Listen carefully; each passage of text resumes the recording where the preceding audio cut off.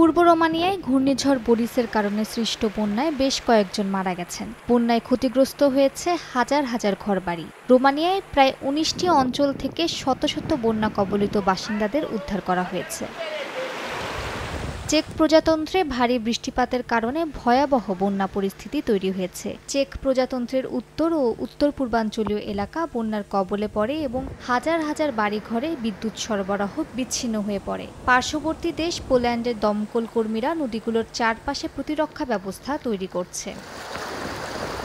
ভিয়েতনামে super typhoon Yagi এবং এর প্রভাবে ভারী বৃষ্টির কারণে সৃষ্ট ভূমিধস ও আকস্মিক বন্যায় মৃতের সংখ্যা বেড়েই চলেছে। বন্যার পানি কমতে শুরু করায় উদ্ধার কাজ জোরদার করা হচ্ছে বলে জানায় দেশটির দুর্যোগ ব্যবস্থাপনা সংস্থা।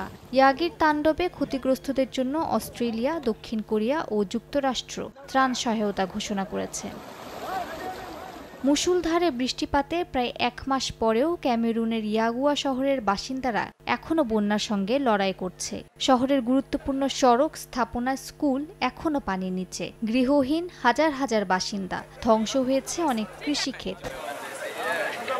নাইজেরিয়ার উত্তর পূর্বাঞ্চলীয় বন্যা পরবর্তী চিত্র ভয়াবহ। প্রাকৃতিক দুর্যোগের আঘাতের চিহ্ন ক্রমেই প্রকাশ পাচ্ছে। হাজারো মানুষ ঘরছাড়া হয়েছেন, এখনও আটকা পড়ে আছেন আরও অনেকেই। এসব মানবিক দুর্যোগের মধ্যেই অস্বাভাবিক হারে বাড়তে থাকা দ্রব্যমূল্য খাদ্য নিরাপত্তাকে হুমকির মুখে ফেলেছে।